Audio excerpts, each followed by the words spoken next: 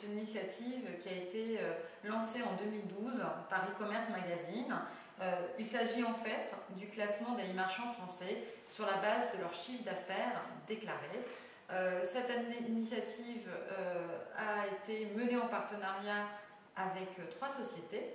D'une part, Comscore, spécialiste de la mesure d'audience, qui est venu consolider les informations récoltées en apportant notamment des données d'audience sur les sites participants.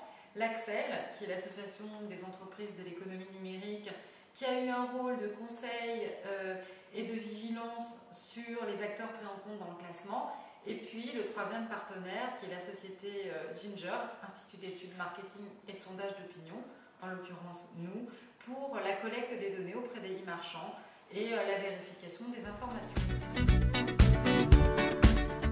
Le classement des e-marchands français de e-commerce magazine est un travail qui se déroule sur plusieurs mois. En l'occurrence, pour cette édition, nous avons commencé la collaboration entre les partenaires au mois d'octobre 2012 avec une mise au clair des indicateurs à mesurer, mais également un travail, une réflexion sur les difficultés, les écueils, les points de vigilance à développer sur le déroulement du classement en tenant compte justement des enseignements du classement réalisé en 2012.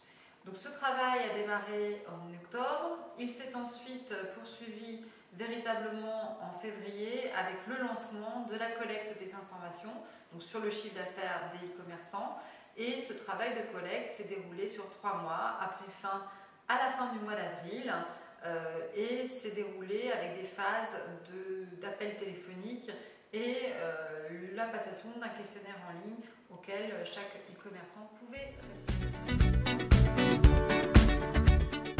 Les particularités de cette méthode, c'est justement d'avoir travaillé sur du déclaratif et du chiffre d'affaires réalisé et non pas sur des estimations. Donc c'est un travail un peu plus laborieux qu'un travail d'estimation, puisqu'il y a beaucoup de relance des e-marchands. C'est un travail, comme je vous l'ai dit, qui dure 3 mois. En revanche, au niveau de la qualité des résultats produits, c'est sans doute supérieur à un travail d'estimation. Nous, on a pu faire l'exercice, comparer l'estimé par rapport au réalisé et constater que le travail d'estimation pouvait mener à de très grands écarts inacceptables en fait, par rapport au chiffre d'affaires réel. En complément du classement, nous avons aussi réalisé un sondage auprès des e-marchands français qui d'ailleurs s'est intéressé aussi bien à ceux qui font partie du classement des 100 premiers, mais également les autres. Et cette enquête a été menée sur des thèmes comme les projets et les priorités des e-commerçants en 2013, mais aussi les difficultés qu'ils peuvent rencontrer ou encore leur stratégie à l'international.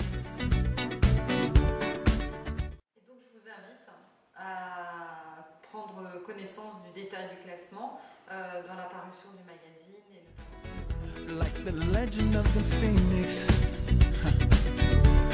All ends with beginnings. What keeps the planet spinning?